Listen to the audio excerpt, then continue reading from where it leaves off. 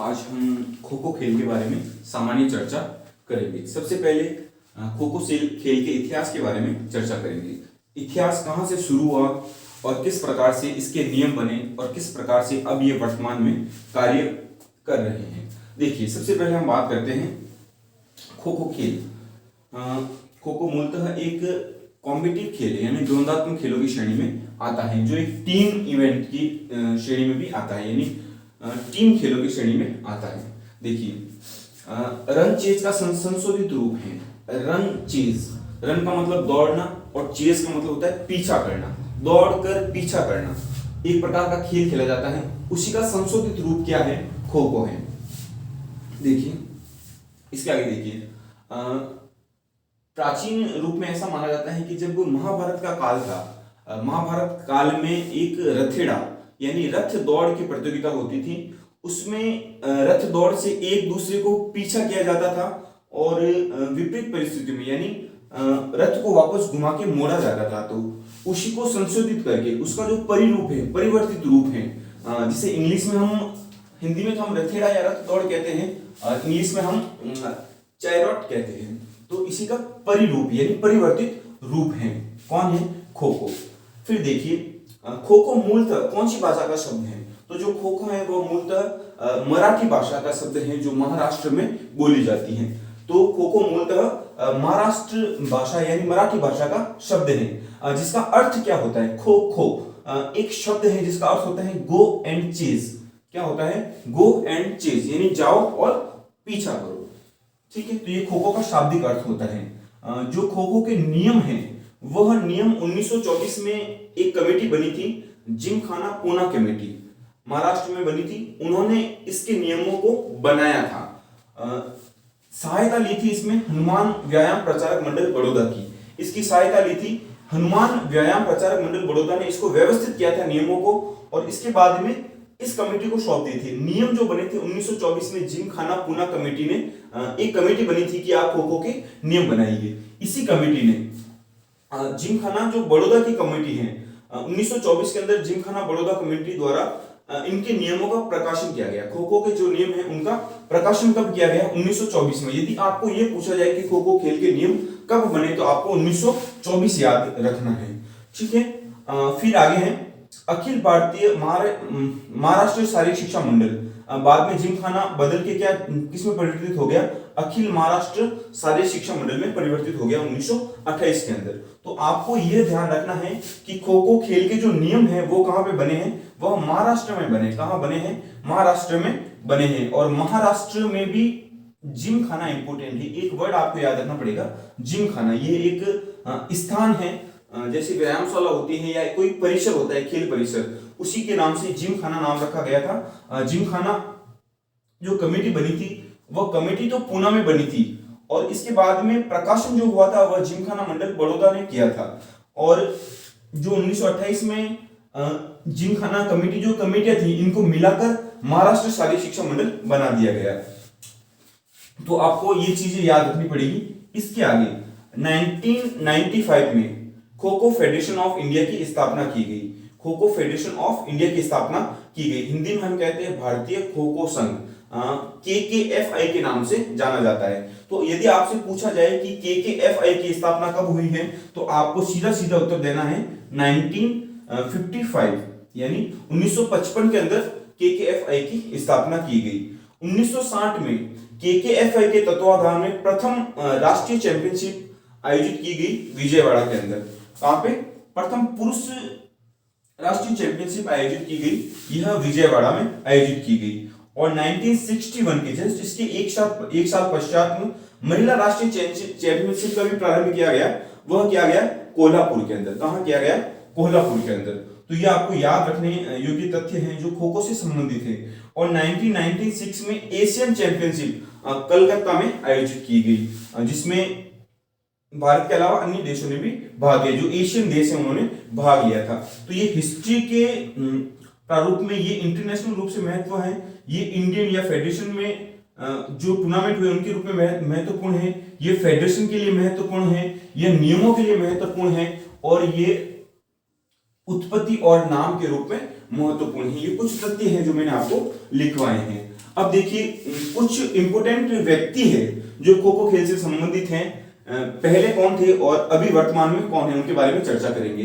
प्रथम अर्जुन अवार्ड मिला था सुधीर भास्कर राव को खो खो खेल के अंदर। सुधीर भास्कर राव खो खो खेल से संबंधित है, इनको प्रथम अर्जुन पुरस्कार से खो खो खेल के अंदर प्रथम अर्जुन पुरस्कार से नवाजा गया। हमने इसके पहले वीडियो में पढ़ा था कि 1961 में अर्जुन अवार्ड स्टार्ट हुआ था, परंतु खो खो खेल के अंदर पहला अर्जुन अवार्ड दिया गया सुधीर भास्कर राव को 1970 के अंदर, यानी 1970 के अंदर दिया गया।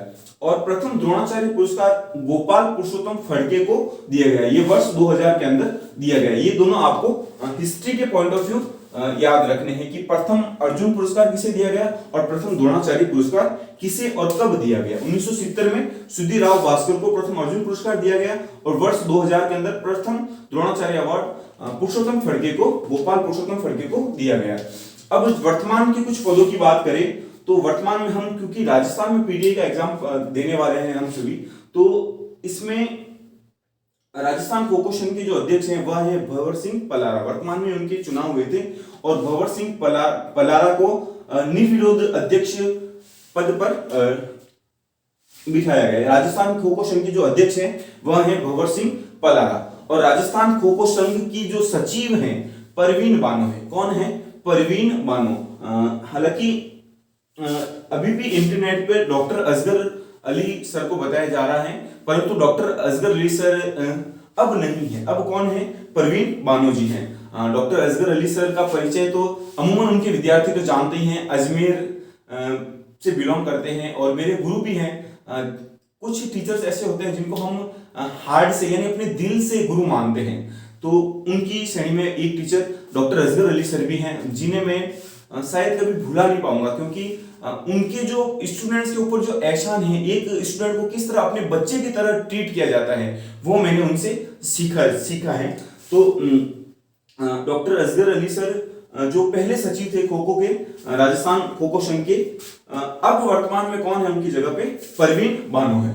एशियन खो खो, ये वीडियो आज फरवरी 2022 के अंदर बन रहा है। फरवरी 2022 स्टार्टिंग के अंदर ही बन रहा है। आज 3 फरवरी 2022 है, आज के दिन ये वीडियो बन रहा है। इसके बाद में यदि ये चेंज होते हैं तो उनके लिए आपको नए तथ्य प्रोवाइड करवाए जाएंगे, पुराने तथ्य नहीं, ये आज के करंट तथ्य हैं।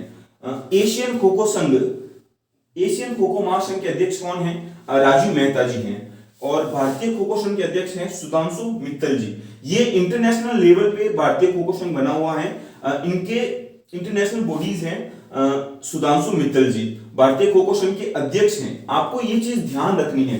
देखो, राजस्थान अलग है, एशियन खो खो महासंघ अध्यक्ष अलग है और भारतीय खो खो संघ के अध्यक्ष अलग हैं। इनके नाम पूछे जा सकते हैं, क्योंकि वर्तमान में अभी बहुत चर्चा हो रही है कि प्रो कबड्डी लीग आ गया है, फुटबॉल लीग भी आ गया है, अब kho kho league, pro kho kho league भी स्टार्ट होने वाली है, जिसमें ये नाम बार बार अखबारों की सुर्खियां बने हुए हैं। तो इसलिए इन नामों को याद रखना बेहद जरूरी है।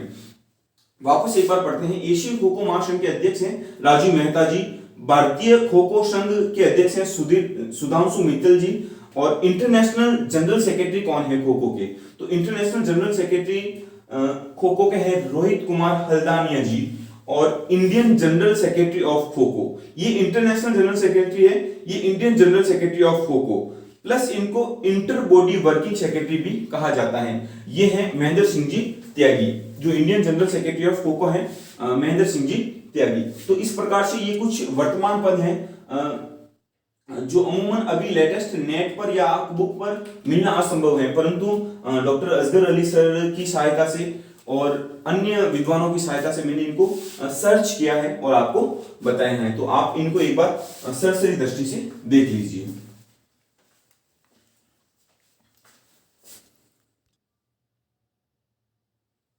खो खो के हम मैदान की यदि बात करें तो सामान्य हम खो खो के मैदान को 3 तरह से जानते हैं। सबसे पहले खो खो का कोर्ट होता है। क्या होता है? कोर्ट। कोर्ट क्या होता है, इसको जानने की कोशिश करते हैं। तो देखिए, ये जो आपको पोल दिख रहा है, इस पोल से लेके इस पोल तक, ये जो एरिया आपको दिख रहा है, यहां से लेके यहां तक का ये पूरा जो एरिया दिख रहा है, इसको हम बोलते हैं खो खो का कोर्ट। यानी पोल से पोल के बीच की दूरी जो होती हैं उससे, और साइड लाइन, जो साइड लाइंस होती हैं, ये एरिया क्या कहलाता है? खो खो का कोर्ट कहलाता है। ठीक है, यदि हम सामान्य तौर पर खो खो के फील्ड की बात करें तो खो खो का जो फील्ड होता है उसमें पोल एरिया के अलावा फ्री जोन भी इंक्लूड हो जाता है, यानी साइड में फ्री जोन है ये भी इंक्लूड हो जाता है। तो कोर्ट छोटा रहेगा और फील्ड है वो थोड़ा सा बड़ा रहेगा। और यदि हम ग्राउंड की बात करें तो ग्राउंड जो होता है वो उसमें लॉबी इंक्लूड रहती है, जो चारों तरफ जो 1.5 मीटर की लॉबी रहती है वह इंक्लूड रहती है।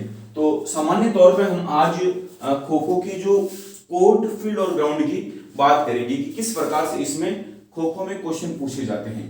तो यदि हम बात करें लंबाई और चौड़ाई की, ठीक है, तो देखिए सामान्यतः क्वेश्चन इस प्रकार से पूछा जाता है कि खो खो के मैदान की लंबाई और चौड़ाई बताइए। क्या बताइए? लंबाई और चौड़ाई बताइए। ठीक है, तो देखिए जो लंबाई होती है वह होती है 27 मीटर, सीनियर वर्ग की बात कर रहा हूं, और जो चौड़ाई होती है वो होती है 14 मीटर। ये है सीनियर वर्ग के लिए, सीनियर वर्ग गर्ल्स के लिए और बॉयज के लिए, तथा जूनियर वर्ग बॉयज के लिए और गर्ल्स के लिए। जबकि जो सब जूनियर वर्ग होता है, सब जूनियर वर्ग की जो गर्ल्स या बॉयज होती हैं उनके लिए जो माप होता है वह थोड़ा सा परिवर्तित रहता है, वह रहता है 23 मीटर और 14 मीटर। वो क्या रहता है? 23 मीटर और 14 मीटर। हाँ, ये सीनियर वर्ग में 27 मीटर इंटू 16 मीटर होता है। कितना होता है? 27 मीटर। यानी ये जो एरिया है यहां से लेके यहां तक का एरिया है वह कितना मीटर होता है? यह 27 मीटर होता है। कितना होता है? 27 मीटर। जब ये सीनियर वर्ग में बॉयज और गर्ल्स के लिए और जूनियर वर्ग में बॉयज और गर्ल्स के लिए, मैं लिख देता हूं यहां पे, सीनियर वर्ग में बॉयज और गर्ल्स के लिए, और जो जूनियर वर्ग होता है उसमें भी बॉयज और गर्ल्स के लिए। परंतु जब सब जूनियर वर्ग की हम बात करते हैं तो सब जूनियर वर्ग के लिए ये 27 नहीं रहता है, जबकि 23 मीटर रहता है। कितना रहता है? 23 मीटर। ये किसके लिए है? सब जूनियर की बात कर रहा हूं, सब जूनियर के बॉयज एंड गर्ल्स के लिए यह 27 मीटर, यानी लंबाई कितनी रहती है? 23 मीटर रहती है सब जूनियर बॉयज और गर्ल्स के लिए।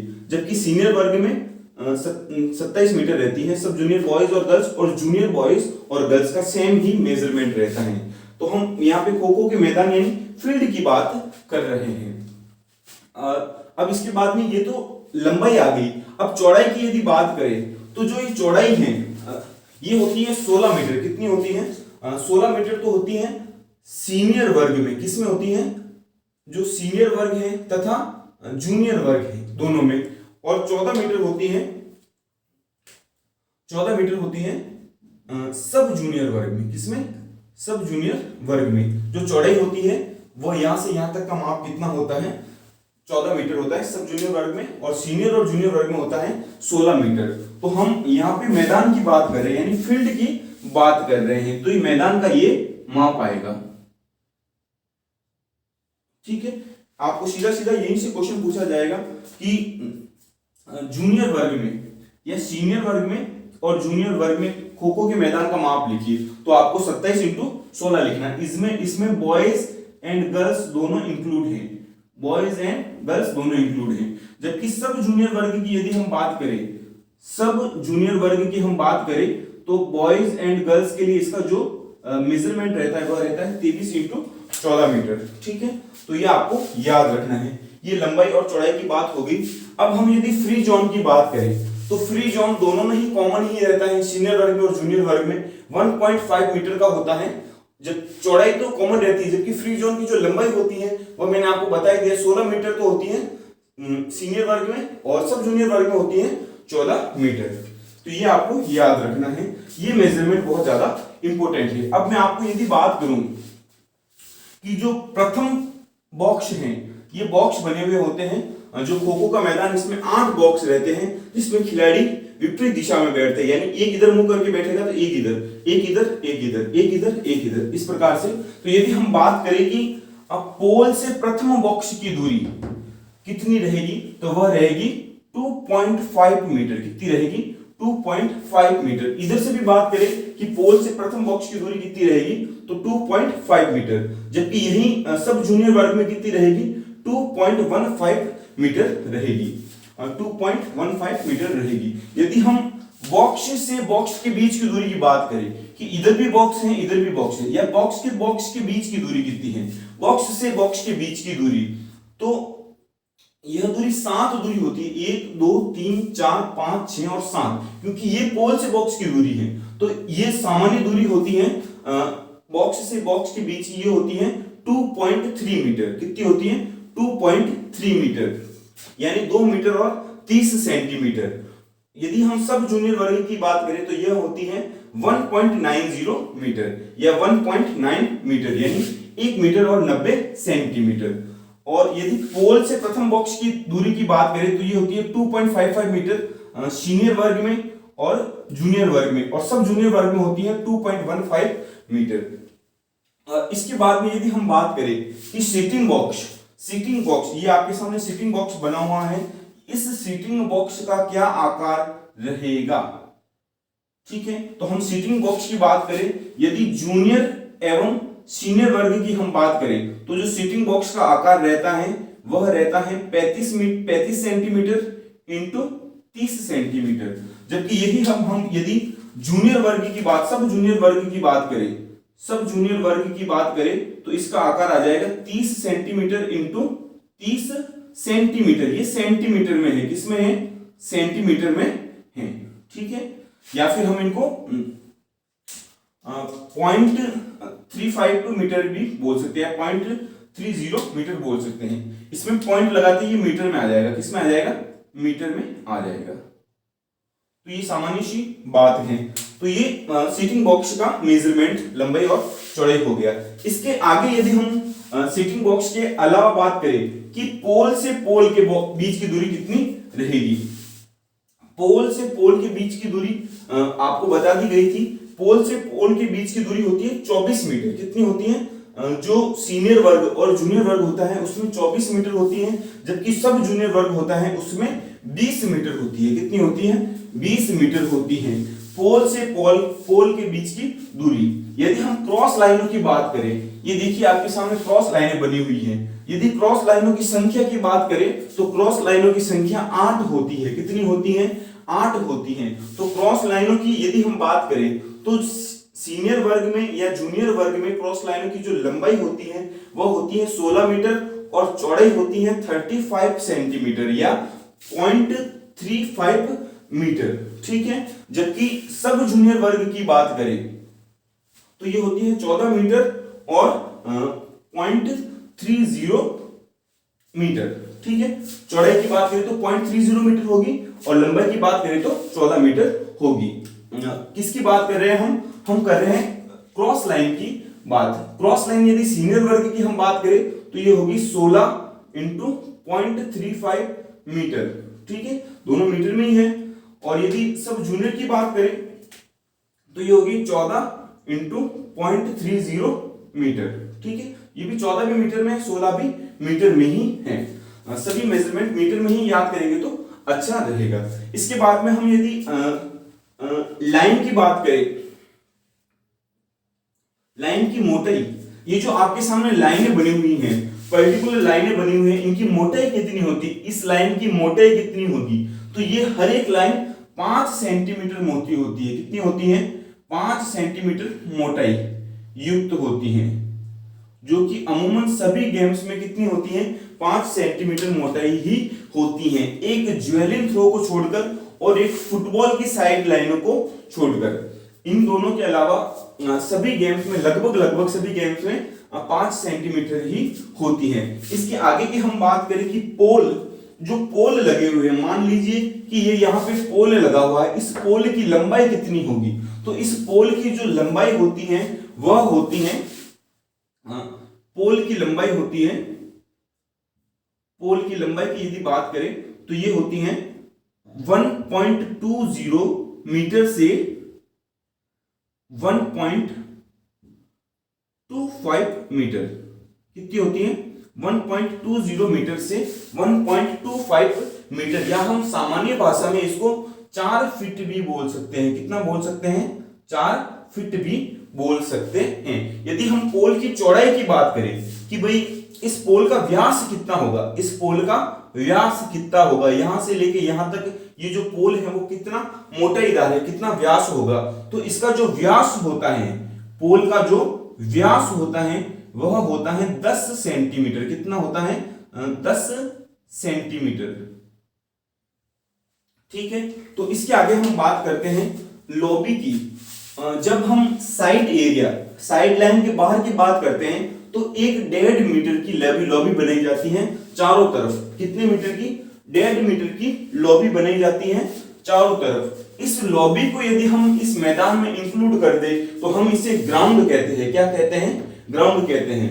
जब इधर हम देखेंगे कि इधर 27 मीटर थी, लंबाई कितनी है? 27 मीटर है, तो 27 मीटर में यदि हमने 1.5 मीटर दोनों तरफ लॉबी इंक्लूड कर दी तो 27 प्लस 1.5 प्लस 1.5 यानी 1.5 यानी 3, 27 प्लस 3 यानी 30 मीटर। लॉबी कितनी हो, ग्राउंड कितना हो गया? 30 मीटर। और साइड वाली लाइन की बात करें, क्योंकि ये 16 मीटर थी तो इधर भी 1.5 और 1.5 मिलके 3 बन गए, तो जो 16 थे, 16 प्लस 3 कितने हो गए? 19।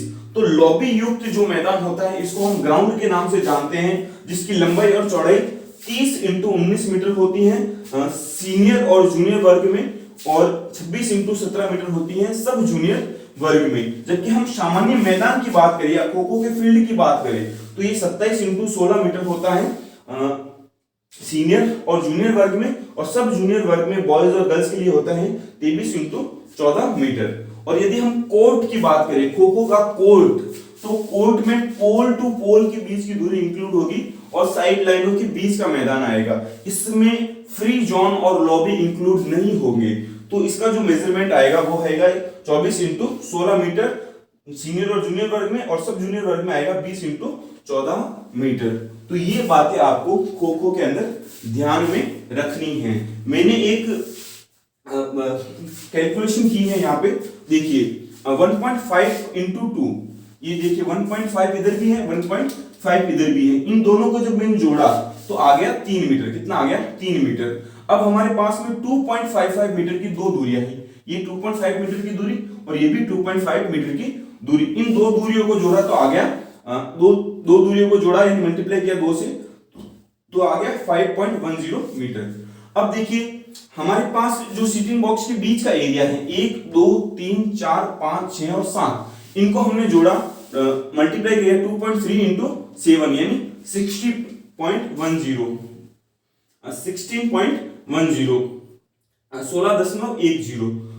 उसके बाद में जो सीटिंग बॉक्स है इसकी जो चौड़ाई हमने जोड़ी ये 0.35 मीटर 0.35 मीटर सबके बीच की है, तो ये सीटिंग बॉक्स 8 है तो 0.35 मीटर × 8, तो इसका जो मल्टीप्लाई करने के बाद मान आया 2.80। इन सबको कैलकुलेट किया तो हमारे पास मान आया 24 मीटर। तो यानी यहां से लेकर यहां तक टोटल मैदान की लंबाई कितनी आती है? 24 मीटर आती है, और चौड़ाई हमने बताई रखी है 16 मीटर। कितनी है? 16 मीटर। ठीक है, तो यदि हम सीनियर वर्ग की बात करें तो पोल टू पोल जो सीनियर वर्ग की हमने बात की है, इसमें जो हमारे पास में माप आया है वह एक बार वापस कैलकुलेट करते हैं। 0 1 4 9 10 11 हाँ 27 आएगा। कितना आएगा? 27 आएगा। ठीक है, तो ये आ गया 27 × 16 मीटर। ठीक है, जबकि इसमें 20 आएगा, इसमें 23 आएगा। कितना आएगा? 23। 3 और 4 7 और 2 9, 9 और 1 10 और 3 13 और 10 23। इसमें कितना आएगा? 23 आएगा, 23 मीटर। तो जो खो खो के मैदान की बात करते तो 23 × 14 मीटर, ये तो हो गया सब जूनियर वर्ग में। किसमें? सब जूनियर वर्ग में, और ये किसमें हो गया, सीनियर वर्ग और जूनियर वर्ग के अंदर, सीनियर वर्ग और जूनियर वर्ग के अंदर हो गया। तो ये मैदान का माप आपको ध्यान रखना है, इसमें से क्वेश्चन पूछे जाते हैं। अभी तक जो क्वेश्चन पूछा गया है वो इसी प्रकार से पूछा गया है कि खो खो के जो पोल की लंबाई है वो कितनी है, तो आपको बताना है 1.20 मीटर से 1.25 मीटर, या फिर सामान्य भाषा में बोले तो 4 फीट, लगभग 4 फीट, और या फिर व्यास पूछे तो 10 सेंटीमीटर बताना है, या फिर आपको सीधा मैदान का माप पूछेगा जो आपको बताना है 27 × 16 मीटर, और या फिर सब जूनियर का 23 × 14 मीटर। पिछली बार कबड्डी का पूछा था सब जूनियर का माप, किसका पूछा था, सब जूनियर का माप, तो इस बार खो खो का पूछ सकते हैं। तो इस प्रकार से ये माप आपको उम्मीद करता हूं कि समझ में आया होगा।